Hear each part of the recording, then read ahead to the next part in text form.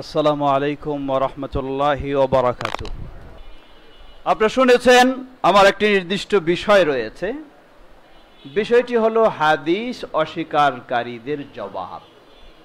এভাবেই কর্তৃপক্ষ আমাকে বিষয়টা দিয়েছেন।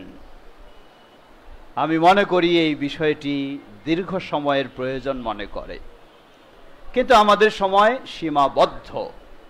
এই সীমাবদ্ধ সময়ের মাঝে কিছু আমরা মৌলিক বিষয়গুলি আলোকপাত করার চেষ্টা করব। আপনারা বিষয়টি লক্ষ্য করবেন, গুরুত্ব দেবেন, বোঝার চেষ্টা করবেন। কারণ বর্তমান প্রেক্ষাপটে বিশেষ করে আহলুল হাদিসেরা যেসব বড় চ্যালেঞ্জের সম্মুখীন হচ্ছে, তাদের সেইগুলির মাঝে অন্যতম একটি হলো হাদিস অস্বীকারের বিষয়টি। কারণ অন্য যারা রয়েছে তাদের তো হাদিসের এত গুরুত্ব নেই। মাযহাবে যা রয়েছে সেটা দিয়েই দিন চলে, অথবা তরিকায় যা রয়েছে সেটা দিয়েই দিন চলে, অথবা পীর সাহেব যা বলেন সেটাই যথেষ্ট, ভিন্ন কোনো কিছু আর প্রয়োজন হয় না। কিন্তু বাংলার বুকে শুধু নয়, গোটা পৃথিবীর বুকে একমাত্র আহলুল হাদিসেরাই কোরআনুল কারীমের সাথে এই হাদিসকে গুরুত্ব দিয়ে থাকে। এজন্য সেই ষড়যন্ত্রকারীরা তারা আজকে আহলুল হাদিসদেরকে, আহলুল হাদিসের সমাজকে, আহলুল হাদিসের ইমামদেরকে, আহলুল হাদিসের আলেমদেরকে, আহলুল হাদিসের বক্তাদেরকে তারা আজকে টার্গেটে নিয়েছে, যাতে আহলুল হাদিসের ব্যক্তিদেরকে যদি নেওয়া যায় তাদের পক্ষে, তাহলে এই কাজ হবে তাদের। এজন্য আমাদেরকে আরো সচেতন হতে হবে, আমাদেরকে আরো সতর্ক হতে হবে, আমাদেরকে আরো বিষয়গুলিকে যথেষ্ট খেয়াল রাখতে হবে। এটি আমাদের কিন্তু দায়িত্ব, আহলুল হাদিস হিসাবেও দায়িত্ব। একজন ভিন্নপন্থী ইমাম, ভিন্নপন্থী খতিব, ভিন্নপন্থী দায়ী, ভিন্নপন্থী ওয়াইজ, তার কাছে কোনো যায় আসে না, কিন্তু আহলুল হাদিস ইমামের কাছেই যায় আসে, ঠিক কিনা? আহলুল হাদিস এর খতিবের কাছেই যায় আসে। অতএব বিষয়টি আমরা সেভাবেই লক্ষ্য করব। বাংলাদেশ জমিয়ত আহলুল হাদিস সেভাবেই প্রতিটি আলেম, প্রতিটি ইমাম, প্রতিটি খতিব সকলকে সেভাবে বিষয়টি স্মরণ করে দিতে চায়। যদি আমরা সবাই সজাগ হতে পারি, তাহলে ইনশাআল্লাহ এই ষড়যন্ত্রকারীদের বাংলার জমিনে স্থান থাকবে না ইনশাআল্লাহ। ফিরে আসি, আমার আলোচনাটাকে আমি দুই পার্ট করতে চাই। হাদিস অস্বীকারীদের জবাব। প্রথমে, হাদিস অস্বীকারীদের জবাব দিতে গেলে আমার কি যোগ্যতাটা দরকার? বলছিলাম যেটি, হাদিস অস্বীকারীদের জবাব দেওয়ার জন্য প্রথমে আমাকে যোগ্যতা অর্জন করতে হবে, অতঃপর আমাকে কি জবাব দেব সেটা জানতে হবে। যোগ্যতা অর্জন বলতে আমি আমার মূল বিষয় সম্পর্কে সঠিক জ্ঞান রাখি না, তাহলে যদি তার সাথে কথা বলতে যাই, তাহলে আমি জয়ী হব না পরাজয়ী হব? পরাজয়ী হব। এজন্য আগে আমাকে আমার মূল বিষয় সম্পর্কে জ্ঞান অর্জন করতে হবে। হাদিসের পরিচয় সম্পর্কে আমরা জানি, মনে রাখবেন হাদিস এবং সুন্নাহ দুটো ভিন্ন ভিন্ন না একই? দুটো একই। অন্য মানুষেরা হাদিস এবং সুন্নাহর মাঝে পার্থক্য করার চেষ্টা করে, প্রকৃতপক্ষে হাদিস এবং সুন্নাহ দুটো একই জিনিস। ইসলামে সুন্নাহর মাকানাতুস সুন্নাহ ও মাকানাতুল হাদিস ফিল ইসলাম, ইসলামে হাদিসের অবস্থানটা কি, হাদিসে এর ইসলামে এর মর্যাদা কি, ইসলামে এর গুরুত্ব কি, খুব শর্ট আমি স্মরণ করে দিচ্ছি। নোট থাকলে কিছু নোট করবেন। সংক্ষিপ্ত একটা আমার বক্তব্যের নোটও যাবে, আপনাদের যে স্মরণিকা দেওয়া হবে সংক্ষিপ্ত সেখানেও পাবেন। এরপরেও কিছু বেশি বিষয় আসতে পারে, নোট করে নিতে পারেন। প্রথম হলো হাদিস, এটি হলো ওয়াহি। আল্লাহ রাব্বুল আলামিন বলেন, ওয়ামা ইয়ানতিকু আনিল হাওয়া ইন হুয়া ইল্লা ওয়াহয়ুন ইউহা, সূরা নাজম 3 ও 4 নম্বর আয়াত।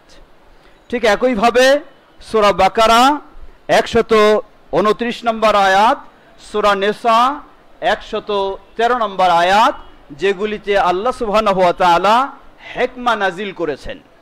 আর হিকমা উদ্দেশ্য হলো সুন্নাহ, হিকমা উদ্দেশ্য হলো সুন্নাহ। সুতরাং এটিও ওয়াহির প্রমাণ। খ, রাসূলের অনুসরণ প্রকৃতপক্ষে আল্লাহরই অনুসরণ। রাসূলুল্লাহ সাল্লাল্লাহু আলাইহি সাল্লামের অনুসরণ ভিন্ন কারো নয়, এটি প্রকৃতপক্ষে আল্লাহর অনুসরণ। একটি ছোট্ট কথা বলে রাখি, হাদিস অস্বীকারীদের সাথে যখন আপনি কথা বলবেন, তারা তো হাদিসেই মানে না, আর আপনি যদি হাদিস দিয়ে দলিল দিতে চান তাহলে হয়তোবা আপনার সামনে চুপ থাকবে, কিন্তু ভিতরে ভিতরে সে হাসবে, বলবে যে এই কি বোকা মানুষ, হ্যাঁ, কারণ আমি তো হাদিসেই মানি না আর হাদিস দিয়ে আমাকে দলিল দেয়। তাহলে তার কাছে কি দিয়ে দলিল দেবেন? যেহেতু সে বলে কোরআনেই যথেষ্ট, তাই কোরআন থেকে আপনি তাকে দলিল দেবেন। রাসূল সাল্লাল্লাহু আলাইহি ওয়াসাল্লামের অনুসরণ প্রকৃতপক্ষে কার অনুসরণ? আল্লাহ রাব্বুল আলামিনের। মান ইউতিইল্লাহ ফাকাদ মান ইউতিইর রাসূলা ফাকাদ আতা আল্লাহ, সূরা নিসা ৮০ নম্বর আয়াত। গ, কোরআনের নির্দেশ রাসূল সাল্লাল্লাহু আলাইহি ওয়াসাল্লামের অনুসরণ করা। রাসূল সাল্লাল্লাহু আলাইহি ওয়াসাল্লামের অনুসরণ বা হাদিস মানা, এটি হাদিসের নির্দেশ তো পরের বিষয়, তার আগের বিষয়, হে হাদিস অস্বীকারী, তুমি যে দাবি করো শুধু তুমি কোরআন মানো, তোমার এই কোরআনেই বলে দিচ্ছে রাসূলুল্লাহ সাল্লাল্লাহু আলাইহি ওয়াসাল্লামের অনুসরণ করতেই হবে। আল্লাহ রাব্বুল আলামিন যেগুলি জানা আমাদের আয়াত, সূরা হাশর ৭ নম্বর আয়াত, ওমা আতাকুমুর রাসূলু ফাখুযুহু ওমা নাহাকুম আনহু ফান্তাহু, সূরা মুহাম্মদ ৩৩ নম্বর আয়াত, সূরা নূর ৫৬ নম্বর আয়াত, ওয়া আকিমুস সালাতা ওয়া আতুজ যাকাতা ওয়া আতিউর রাসূলা লাআল্লাকুম তুরহামুন। ঘ, শুধু রাসূল সাল্লাল্লাহু আলাইহি ওয়াসাল্লামের অনুসরণ নয়, বরং ঈমানের শর্ত হলো রাসূলুল্লাহ সাল্লাল্লাহু আলাইহি ওয়াসাল্লামের অনুসরণ। রাসূলুল্লাহ সাল্লাল্লাহু আলাইহি ওয়াসাল্লামের হাদিসের অনুসরণ যদি না হয়, তাহলে কোনো ব্যক্তির পক্ষে ঈমানদার হওয়া সম্ভব নয়। আল্লাহ রাব্বুল আলামিন বলেন সূরা আনফাল ১ নম্বর আয়াত, ওয়া আতিউল্লাহ ওয়া রাসূলাহ ইন কুনতুম মুমিনিন, যদি তোমরা মুমিন হতে চাও আল্লাহ এবং তার রাসূলের অনুসরণ করো। ঠিক একইভাবে রাসূলুল্লাহ সাল্লাল্লাহু আলাইহি ওয়াসাল্লামের শুধু অনুসরণ নয়, কোরআন স্পষ্ট করে দিচ্ছে আমাদের দ্বন্দ্বের সমাধান যদি রাসূলুল্লাহ সাল্লাল্লাহু আলাইহি ওয়াসাল্লামের মাধ্যমে না নেই, তাহলে আল্লাহ কসম করে বলেছেন ঈমানদার হওয়া যাবে না। ফালা ওয়া রাব্বিকা লা ইউমিনুন হাত্তা ইউহাক্কিমুকা ফীমা শাজারা বাইনাহুম সুম্মা লা ইয়াজিদু ফি আনফুসিহিম হারাজাম মিম্মা কাদাইত ওয়া ইউসাল্লিমু তাসলিমা, সূরা নিসা ৬৫ নম্বর আয়াত। সেই অনুসরণের অন্তর্ভুক্ত মানুষের মাঝে দ্বন্দ্ব হতেই পারে, মতভেদ হতেই পারে, এই দ্বন্দ্বের সমাধানে ফিরে যেতে হবে আল্লাহর দিকে, ফিরে যেতে হবে কার দিকে? রাসূলুল্লাহ সাল্লাল্লাহু আলাইহি ওয়াসাল্লামের দিকে, মানে তার সুন্নাহর দিকে, না হলে মুমিন হওয়া যাবে না। আল্লাহ রাব্বুল আলামিন এটাও বলেন সূরা নিসা ৫৯ নম্বর আয়াত, ফা ইন তানাযাতুম ফি শাইইন ফারুদ্দুহু ইলাল্লাহি ওয়ার রাসূল। তৃতীয়, রাসূলের সিদ্ধান্ত কোন মুমিন নর নারীর উপেক্ষা করার সুযোগ নেই। রাসূল সাল্লাল্লাহু আলাইহি ওয়াসাল্লামের সিদ্ধান্ত কোন মুমিন নর নারীর উপেক্ষা করার সুযোগ নেই। কোরআন সে কথাও বলে দিচ্ছে। আল্লাহ রাব্বুল আলামিন বলেন, ওয়া মা কানা লিমুমিনিন ওয়ালা মুমিনা ইযা কাদাল্লাহু ওয়া রাসূলুহু, যখন আল্লাহ এবং তার রাসূল কোন সিদ্ধান্ত দেন, কোন মুমিন নর নারীর জন্য বৈধ নয় আইয়াকুনা লাহুমুল খিয়ারাতু মিন আমরিহিম, তাদের নিজেদের কোনো ইচ্ছামতো কিছু অবস্থান গ্রহণ করবে এই সুযোগ নেই। ওয়া মান ইয়াসিল্লাহা ওয়া রাসূলাহু ফাকাদ যাল্লা যালালাম মুবিনা, আর যদি আল্লাহ এবং তার রাসূলের অবাধ্য হয়, ইসলামে থাকার সুযোগ নেই। ফাকাদ যাল্লা যালালাম মুবিনা, সূরা আহজাব ৩৬ নম্বর আয়াত। ঠিক একইভাবে জান্নাত পাওয়ার জন্য শর্ত আল্লাহর সাথে কার অনুসরণ হতে হবে? রাসূলুল্লাহ সাল্লাল্লাহু আলাইহি ওয়াসাল্লামের। আল্লাহ বলেন, ওয়া মান ইউতিইল্লাহা ওয়া রাসূলাহু ইউদখিলহু জান্নাতিন তাজরি মিন তাহতিহাল আনহার, সূরা নিসা ১৩ নম্বর আয়াত।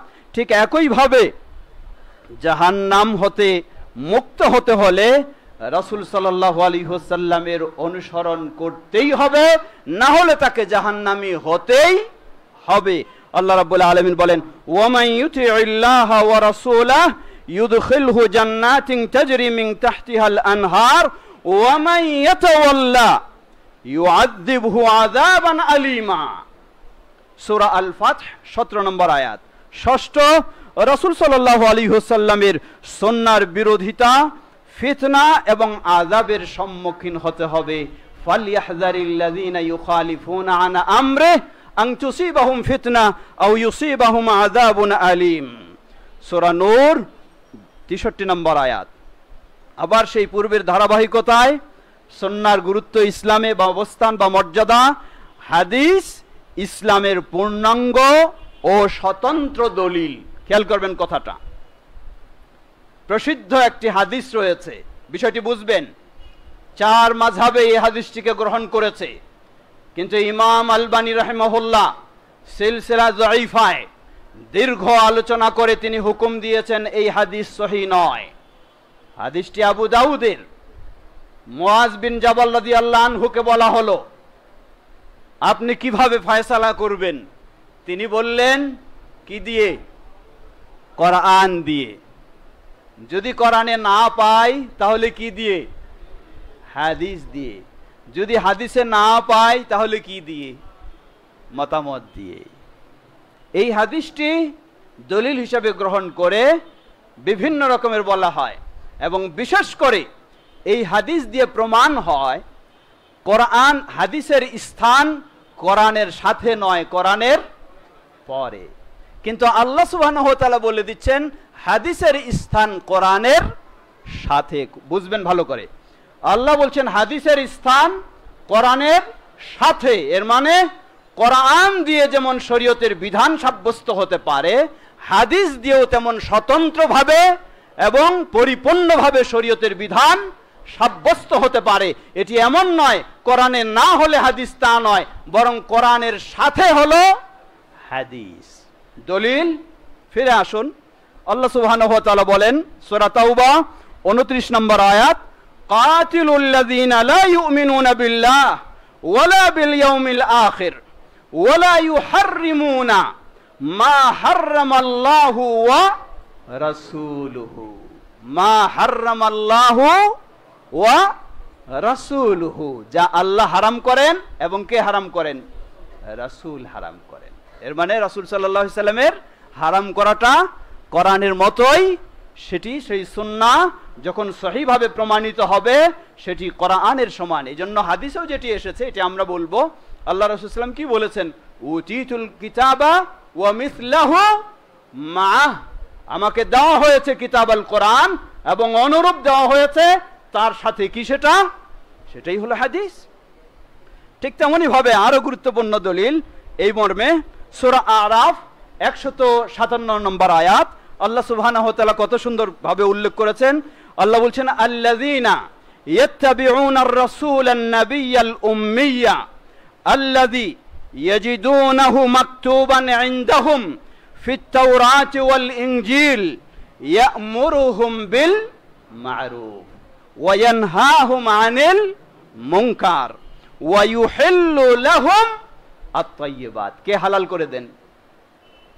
কে হালাল ঘোষণা করেন? কে হালালের বিধান দেন? রাসূলুল্লাহ সাল্লাল্লাহু আলাইহি সাল্লাম। ওয়া ইউহাররিমু আলাইহিম আল খাবাইস, নোংরা জিনিসগুলিকে তিনি তাদের জন্য কি করেন? হারাম করে দেন। কে হারাম করে দেন? রাসূলুল্লাহ সাল্লাল্লাহু আলাইহি সাল্লাম। যেহেতু কিসের আলোকে? নিজের মন থেকে না, ওহীর আলোকে। এজন্য রাসূলুল্লাহ সাল্লাল্লাহু আলাইহি সাল্লামের সহিহ হাদিস কোরআনের সাথে সমপর্যায়ে, নিচের পর্যায়ে নয়, সমপর্যায়ে। কোরআন যেভাবে ইসলামের দলিল, রাসূলুল্লাহ সাল্লাল্লাহু আলাইহি সাল্লামের সহিহ হাদিস ঠিক সেভাবেই স্বতন্ত্রভাবে এবং পরিপূর্ণভাবে ইসলামের দলিল।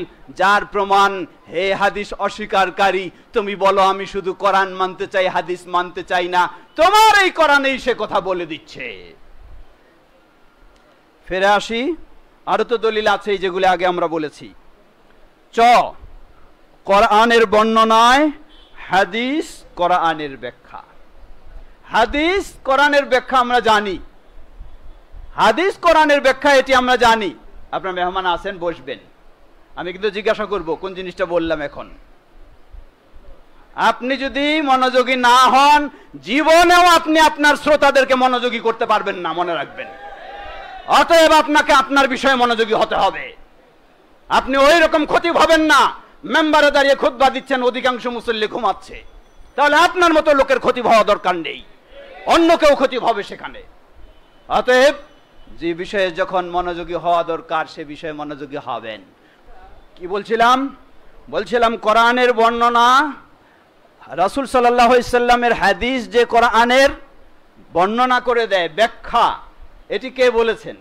আমরা বলি না, এটি হে হাদিস অস্বীকারী, জেনে রাখো, তুমি যখন দাবি করো আমি কোরআন ছাড়া কিছু মানি না, তুমি কোরআন খুলে দেখো, কোরআনেই বলে দিচ্ছে রাসূল সাল্লাল্লাহু আলাইহি ওয়াসাল্লামকে আল্লাহ দায়িত্ব দিয়েছেন কোরআনের বিষয়গুলি বিশদভাবে বর্ণনা করে দেওয়া। যদি সত্যিই তুমি কোরআন মানো তাহলে তুমি বাধ্য রাসূল সাল্লাল্লাহু আলাইহি ওয়াসাল্লামের সহিহ হাদিস মানতে, না হলে নিশ্চয়ই তুমি কোরআন মানো না। আল্লাহ রাব্বুল আলামিন বলেন সূরা আন-নাহল 44 নম্বর আয়াত, আল্লাহ বলছেন ওয়া আনজালনা ইলাইকা যিকরা লিতুবাইয়িনা লিন-নাসি মা নুযিলা ইলাইহিম ওয়া লাআল্লাহুম ইয়াতাফাক্কারুন। ওয়া আনজালনা ইলাইকা যিকরা, হে নবী তোমার কাছে আমি এই কোরআন উপদেশ নাজিল করেছি, লিতুবাইয়িনা লিন-নাসি মা নুযিলা ইলাইহিম, যাতে তুমি মানুষের জন্য যা নাজিল করেছি সেটি তাদের জন্য ব্যাখ্যা করে দিতে পারো। এটি ভিন্ন কারো কথা নয়, কার কথা? কোরআনের এই কথা। সুতরাং আপনি মানতে বাধ্য, কোরআন আপনাকে বলছে, রাসূল সাল্লাল্লাহু আলাইহি ওয়াসাল্লামের হাদিস মানতে হবে। একইভাবে সূরা নহলের 64 নম্বর আয়াত, ঠিক 6, হাদিস ছাড়া ইসলাম মানা অসম্ভব। হাদিস ছাড়া ইসলাম মানা অসম্ভব। লক্ষ্য করুন, এটি আজকে নয়, নতুন কথা নয়।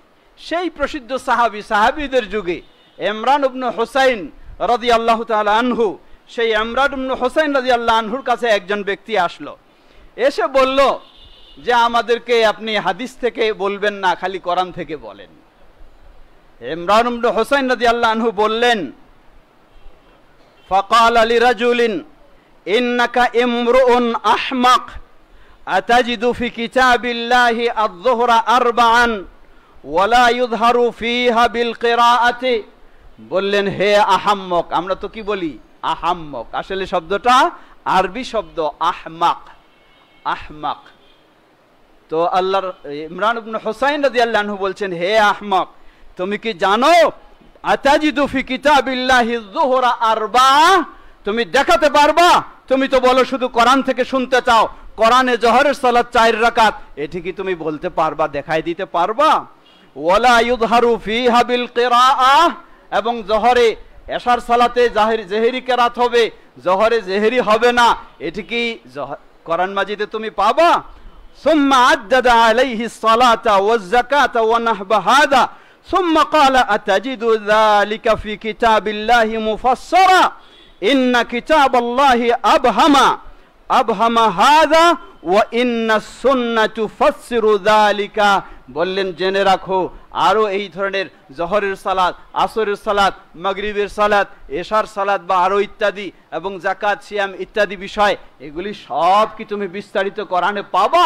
জেনে রাখো, কোরআনে এসেছে এই সংক্ষিপ্তভাবে, বিস্তারিত আসেনি। বিস্তারিত বর্ণনা দিয়েছে কি? রাসূলুল্লাহ সাল্লাল্লাহু আলাইহি ওয়াসাল্লামের হাদিস।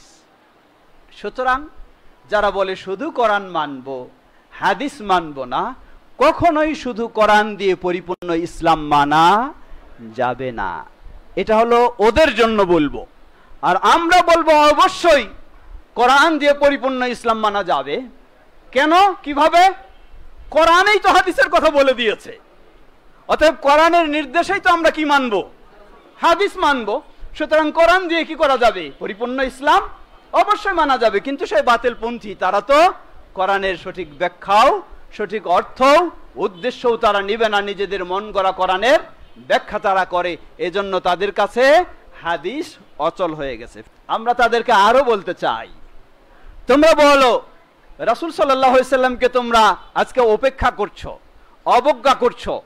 বাংলাদেশে বহু ফিতনাবাজ রয়েছে, তার মাঝে এক ইবলিস, তার নাম হলো আবু সাঈদ। সেই ব্যক্তি ইসলাম এই ইত্যাদি নিয়ে বই লিখেছে।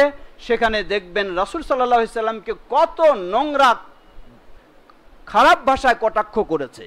সাহাবীদেরকে কত কটাক্ষ করেছে। এই ইবলিস রংপুরে গেছে, সেখানে রংপুরে জমিয়তে আহলে হাদিসের কেন্দ্রীয় অফিস যেখানে, সেখানে মানুষ তো তাকে চিনে না, সে তো ইবলিস, এক এক জায়গায় এক এক রূপ ধারণ করে। ইবলিস তো কি করে, এক এক জায়গায় এক এক রূপ ধারণ করে, তাদের কাছে গিয়ে তাদের রূপ ধারণ করে, অন্যের কাছে গিয়ে আরেক রূপ ধারণ করে, দিয়ে আমাদের জমিয়তে আহলে হাদিসের কয়েকজন মানুষের সাথে একসাথে ছবি নিয়ে পোস্ট করে দিয়েছে। বাইরে প্রচার হচ্ছে কি, এই যে শয়তান ইবলিস কি হয়েছে, আহলে হাদিসদের সাথে এক হয়ে। আবার বরিশালে গেছে, ঠিক সেখানেও এক করেছে, তারা জানতো না, আমরা দেখার সাথে সাথে তাদেরকে সতর্ক করেছি। তো যা বলতে চাচ্ছিলাম, তারা রাসূল সাল্লাল্লাহু আলাইহি সাল্লামকে কিভাবে কটাক্ষ করে। তোমরা আজকে বলো আমরা শুধু কোরআন মানতে চাই, কোরআন কি তোমাদের উপরে নাজিল হয়েছে না রাসূলুল্লাহ সাল্লাল্লাহু আলাইহি সাল্লামের উপরে নাজিল হয়েছে? যখন কোরআন রাসূল সাল্লামের উপর নাজিল হয়েছে আর সেই রাসূল সাল্লামকে তোমরা স্বীকার করছো না, নিতে চাচ্ছ না, অতএব তোমাদের কোরআন নেওয়ারও কোনো সুযোগ নেই, কোরআন নেওয়ারও কোনো সুযোগ নেই। কোথা থেকে তোমরা কোরআন পেয়েছো? জিবরিল আলাইহিস সালাম তো তোমাদের কাছে আসেনি, এসেছে আমাদের প্রিয় রাসূল মুহাম্মদ সাল্লাল্লাহু আলাইহি সাল্লামের কাছে। অতএব মুহাম্মদ সাল্লাল্লাহু আলাইহি সাল্লামের কাছ থেকে যদি তোমরা কোরআন নাও, তাহলে মুহাম্মদ সাল্লাল্লাহু আলাইহি সাল্লামের কাছ থেকে হাদিসও তোমাদেরকে নিতে হবে। ফিরে আসি তাদের জবাবের দিকে, একটু ফিরে আসি। এই হাদিস অস্বীকারীদের উৎপত্তি কবে থেকে একটু ইঙ্গিত দিয়েছি আমরা। নবী সাল্লাল্লাহু আলাইহি সাল্লামের সাহাবীদের যুগেও এই ধরনের চিন্তা ছিল, কিন্তু দলীয়ভাবে সেটি প্রকাশ পায়নি। পরবর্তীতে খারেজিরা সাহাবীদেরকে গালিগালাজ করেছে, অস্বীকার করেছে, যার ফলে তারা হাদিসকে অমান্য করেছে। খারিজিদের সাথে একইভাবে রাফেজি যারা শিয়া, তারাও সাহাবায়ে কেরামকে গালিগালাজ করেছে, প্রত্যাখ্যান করেছে, তাই তাদের হাদিসও বর্জন করেছে। বরং শিয়াদের কাছে, ভ্রান্ত চরমপন্থী রাফেজি শিয়াদের কাছে তারা বলে, আমরা যেমন বলি আসাহুল কুতুবি বাদা কিতাবিল্লাহি তাআলা, পূরণ করুন, কি বুঝেন না?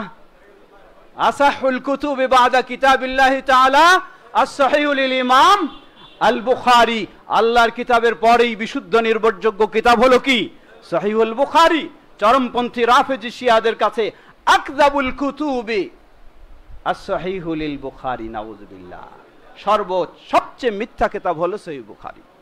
এই হলো তাদের অবস্থা, তাই এরা হাদিসই করেছে। ঠিক একইভাবে মুতাজিলা যারা সেই বিবেক বুদ্ধিকে প্রাধান্য দিয়েছে সবকিছুর উপরে, আজকেও এই তথাকথিত ডাক্তার কি, চিনতে হবে আপনাকে, না চিনলে তো আপনি বেকায়দায় পড়বেন, আপনিও ভুল বুঝবেন, আপনাকেও নিয়ে চলে যাবে কোনো অনুষ্ঠানে, আপনার কাছেও চলে যাবে, আপনিও খোশ গল্প করবেন, আপনিও তার সাথে হোটেলে বসে নাস্তা খাবেন, আর আপনার ছবি নিয়ে ছেড়ে দিবে কি, অমুক ইমাম সাহেব, অমুক খতিব সাহেব, তিনি কার সাথে? আহলে হাদিসের সাথে নাই, আমাদের সাথেই আছে। অতএব সতর্ক হতে হবে। Doctor Motiur Rahman Quranic class করে, কোরআনিকই করে, এবং অনেক সিরিজ লিখেছে। তারা সুকৌশলে হাদিসকে অস্বীকার করে। কিভাবে? অনেকগুলি কৌশল এদের। এক কৌশল হলো, যখন আপনি বলেন যে সহিহ হাদিসের গুরুত্ব দিতে হবে, তখন তারা বলে সহিহ বুখারী মুসলিমে হাদিস হলেও তা মানা যাবে না। কেন? যদি সেটা কোরআনের সাথে সাংঘর্ষিক হয়। কেমনে সাংঘর্ষিক? বলে যে কোরআন বলে দিচ্ছে মানুষ জান্নাতে প্রবেশ করলে আর যেমন বের হবে না, ঠিক জাহান্নামে প্রবেশ করলে কোরআনে বের হওয়ার আর প্রমাণ পাওয়া যায় না। অতএব যেই হাদিসগুলিতে সুপারিশের মাধ্যমে জাহান্নাম থেকে বের হওয়ার কথা বলা হয়েছে, এই হাদিসগুলি সহিহ বুখারী মুসলিম থাকলেও কোরআনের সাথে সাংঘর্ষিক। অতএব কোরআনের সাথে সাংঘর্ষিক হলে মানা যাবে না, এটা তো সবাই বলবো, সহজভাবে তো সবাই বলবো। এই কৌশলে, অথচ কোরআন এবং হাদিস বোঝার মতো তার তো যোগ্যতা, জ্ঞান, দক্ষতা নাই, তাই তার কাছে সাংঘর্ষিক মনে হয়, কিন্তু প্রকৃতপক্ষে সাংঘর্ষিক নয়। ফিরে আসি আমার সময় শেষের দিকে।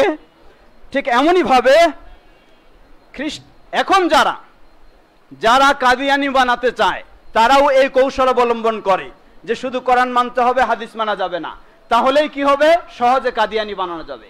যারা খ্রিস্টান বানাতে চায়, এরাও এই কৌশল অবলম্বন করে বলে, দেখো যে কোরআন মাজিদে মুহাম্মদ সাল্লাল্লাহু আলাইহি সাল্লামের চেয়ে কার বর্ণনা বেশি?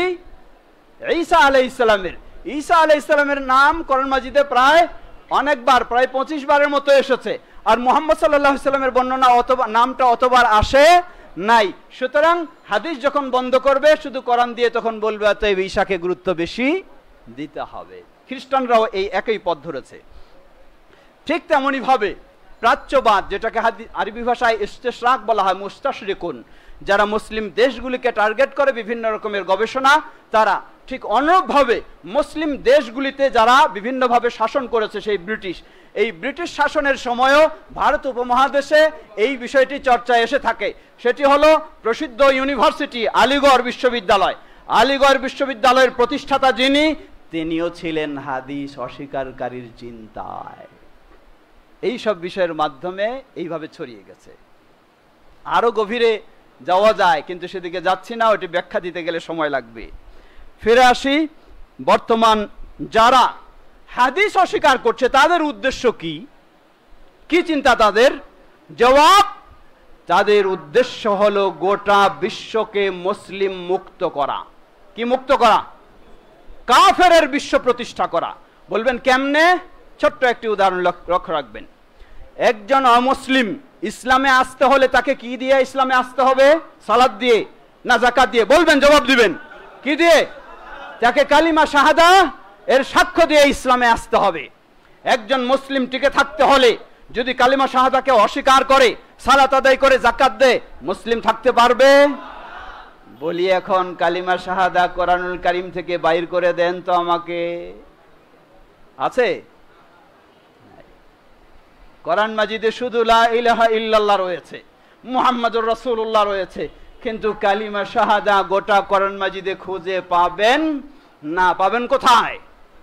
আশহাদু আল্লা ইলাহা ইল্লাল্লাহ ওয়া আশহাদু আন্না মুহাম্মাদুর রাসূলুল্লাহ, এটি পাবেন রাসূলুল্লাহ সাল্লাল্লাহু আলাইহি সাল্লামের সহিহ হাদিসে।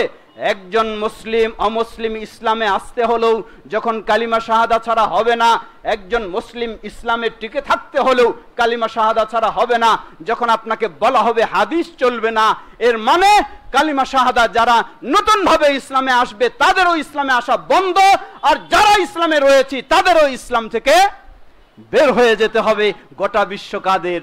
মুসলিমদের না কাফেরদের? কাফেরদের। এটি হলো তাদের মূল টার্গেট, এটি হলো তাদের মূল টার্গেট। ফিরে আসি, বিষয়গুলি মনে রাখতে হবে। এখন তাদের কৌশলগুলি কি? আমার আর মাত্র 5 মিনিট সময় রয়েছে। তাদের কৌশল খুব সুন্দরভাবে আহলে হাদিস সমাজে যে কৌশলগুলি বেশি প্রয়োগ করে, একজন আলেম বক্তব্য রাখলেন, বললেন এই হাদিস সহিহ, এই হাদিস যঈফ। সুকৌশলে সাধারণ ব্যক্তির কাছে চলে গেছেন। শুনেছেন না আলেম ওলামারা বলে যে এই হাদিস কি সহিহ, এই হাদিস যঈফ, এই হাদিস কি জাল। এর মানে হাদিসের মাঝে অনেক ভেজাল। এই হাদিস সহিহ, এই হাদিস যঈফ, এই হাদিস জাল, এর মানে হাদিসের মাঝে অনেক ভেজাল। অতএব এই হাদিস মানা যাবে না, যেটাতে শুধু সহিহ আছে এটাই মানতে হবে। কোনটা? কোরআন। প্রথমে যখন এটাতে রাজি করাবে যে হাদিসে যেহেতু অনেক ভেজাল, অতএব হাদিস আর মানা যাবে না, মানতে হবে শুধু কোরআন, এটি প্রথমে আপনাকে রাজি করাবে। রাজি হলেন, দ্বিতীয় দিন আপনার কাছে আসবে, বলবে ভাই কষ্ট করে প্রতিদিন 5 বার কেন আপনি মসজিদে যাচ্ছেন? কেন 5 বার মসজিদে যাচ্ছেন? বলবে কেন যাব না? মুসলিমকে 5 বার 5 সালাত পড়তেই হবে। উল্টা জবাব, আপনি যে 5 বার মসজিদে যাচ্ছেন, গোটা কোরআন খুলে দেখান তো 5 ওয়াক্তের কথা কোন জায়গায় বলা হয়েছে। বিষয়টা তো বেচারা চিন্তায় পড়ে গেলেন। আর যিনি মসজিদে যাওয়া যার জন্য একটু কষ্ট হইতো, সে এখন বলে আমি তো দলিলেই পেয়ে গেলাম কোরআনের নাই। হ্যাঁ, আমি দলিলেই পেয়ে গেলাম কোরআনে 5 ওয়াক্ত সালাতের কথা নাই। লা হাওলা ওয়ালা কুওয়াতা ইল্লা বিল্লাহ। শেষ, 5 বার মসজিদে যাওয়া বন্ধ হলো, কিন্তু আপনি সালাত আদায় করছেন ঘরে, সুন্দর পদ্ধতিতে আদায় করছেন। চতুর্থ দিন আপনার কাছে আসবে, আসে বলবে কি ব্যাপার আপনি এই রকম ভাবে সালাত আদায় করেন কেন? বলে কেন করব না? বলে এইভাবে আপনি কেন করবেন? আপনি দেখান তো গোটা কোরআনে হাত বাঁধার কথা আছে নাকি? কি আছে? নাই। গোটা কোরআন মাজিদে রুকুর কথা বলা আছে, কিন্তু রুকু এই পদ্ধতিতে করতে হবে, আছে? নাই। কোরআন মাজিদে সেজদার কথা বলা আছে, কিন্তু এই পদ্ধতিতে করতে হবে বলা আছে? আছে? নাই। কোরআন মাজিদে সালাত আপনি আদায় করছেন, শেষ বৈঠকে আত্তাহিয়াত পড়লেন, কোরআন মাজিদে তো আছে, বলবেন আত্তাহিয়াত নাই। দরুদ পড়ি, দরুদ ইব্রাহিম, কোরআন মাজিদে তো আছে। ডানে বামে সালাম ফিরায় শেষ করলেন, কোরআন মাজিদে তো আছে। আমার সময় কিন্তু 35 পর্যন্ত, আর 2 মিনিট বাকি আছে আরো। কোরআন মাজিদে আছে সালাম ডানে বামে সালাম ফেরানোর কথা। সুতরাং চতুর্থ দিন আপনাকে গিয়ে বলবে এইভাবে হাত বাঁধার কথাও কোরআনে নেই, এইভাবে রুকুর কথাও কোরআনে নেই, এইভাবে সেজদার কথাও কোরআনে নেই, এইভাবে আত্তাহিয়াত দরুদের কথাও নেই, এইভাবে সালাম ফেরানোর কথাও নেই। সুতরাং আপনি কোরআনকে অবজ্ঞা করে এই কাজগুলি করছেন, এগুলি তো করা আপনার জন্য কখনোই ঠিক হবে না। আসলেই বেকায়দায় পড়ে গেলেন। উল্টা প্রশ্ন করলেন, তাহলে কি কোরআনে সালাতের কথা বলা হয়নি? ওয়াকিমুস সালাহ, তুমি কি সালাত তাহলে কায়েম করো না? বলে হ্যাঁ করি। কেমনে? বলে আমার উঠতে বসতে চলতে ফিরতে সালাত কায়েম হয়ে যায়। নাউযুবিল্লাহ, সে সালাত বাদ দিয়ে ফেলেছে।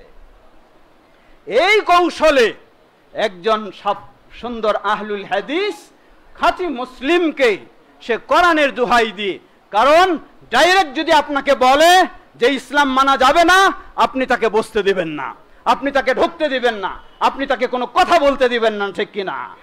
তাই কোরআনের দোহাই দিয়ে আপনার কাছে এসে আপনার সালাত শেষ করবে, সিয়াম শেষ করবে, যাকাত শেষ করবে। একই বক্তব্যে যান, যাকাত এই সম্পদের এত পরিমাণ জাকাত হলে এত হলে এই জাকাত দিতে হবে, কোরআনে আছে? নাই। এভাবে জাকাত লাগবে না, সিয়াম লাগবে না, হজ লাগবে না। কি হবে? দাঁড়াবে কি রেজাল্ট? মুসলিম থাকবে? সুতরাং এই কৌশলে তারা এইভাবে অগ্রসর হয়। আরো বহু কৌশল রয়েছে তাদের, সেগুলির সুযোগ নেই। আমার মূল বিষয়টি ছিল হাদিস অস্বীকারীদের জবাব, সেখানে যেতে পারি নাই, সময় আমার শেষ। ছোট্ট 2-1 মিনিট, যদি অল্প 2-1 মিনিটে আমি শেষ করব, কারণ এই যুক্তিগুলি আপনাদেরকে খেয়াল রাখতে হবে। প্রথম যুক্তি হলো, তারা বলে যে কোরআনই বিধানের ব্যাখ্যার জন্য যথেষ্ট। আমরা বলবো নয়। কেন নয়? কোরআনেই বলে দিচ্ছে ব্যাখ্যার জন্য রাসূল সাল্লামকে বলা হয়েছে। দ্বিতীয় জবাব, আসতেছে দ্বিতীয় যুক্তি তাদের যে আল্লাহ রাসূল সাল্লাল্লাহু আলাইহি ওয়াসাল্লাম হাদিস লিখে রাখতে নিষেধ করেছেন, যেটি সহিহ মুসলিমের হাদিস 3400 নম্বর, সেই হাদিস দিয়ে দলিল দেয়। অতএব হাদিস লিখে রাখা যখন নিষিদ্ধ, অতএব এগুলির মাঝে সমস্যা। জবাব, আল্লাহ রাসূল সাল্লাম আবার নির্দেশ দিয়েছেন, উকতুবু লিআবি শাহ, সহিহ বুখারী এবং মুসলিমের হাদিস, অন্য হাদিস বলে দিচ্ছে। অতএব তাদের এই দলিল ঠিক নয়। তৃতীয় যুক্তি তাদের যে সুন্নাহর উৎস মাসুম বা ত্রুটি মুক্ত নয়। নবী সাল্লাল্লাহু আলাইহি ওয়াসাল্লাম খেজুর গাছে তাবির লাগানোর সময় সেখানে কি বলেছিলেন? যে এই দুনিয়ার বিষয়ে আমি যা বলেছি এটি আমারই মানে চিন্তা করে আমি বলেছি, এটি ভুলও হতে পারে, ঠিক হতে পারে, এটাই দলিল নিয়ে তারা বলে। সুতরাং রাসূল সাল্লাল্লাহু আলাইহি ওয়াসাল্লামের হাদিস ভুলও হইতে পারে, ঠিকও হইতে পারে, এগুলার মানে লাভ নাই, মানা যাবে না। আমরা বলবো এটি ওটি সমান নয়, কারণ রাসূল সাল্লাল্লাহু আলাইহি ওয়াসাল্লাম ইসলামের বিষয়ে যা বলেছেন তিনি ক্লিয়ার করে দিয়েছেন, সেটি ওহী ভিত্তিক, অতএব ওটার সাথে চলবে না। পঞ্চম যুক্তি, সুন্নাহ স্বতন্ত্রভাবে বিধান হতে পারে না। জবাব, এটাও আমরা জবাব দিয়েছি। ষষ্ঠ যুক্তি, এটি ওহী নয়, এটিরও আমরা জবাব দিয়েছি। অতএব আমরা বলবো সেই বিষয়গুলি আমাদেরকে অবশ্যই খেয়াল রাখতে হবে।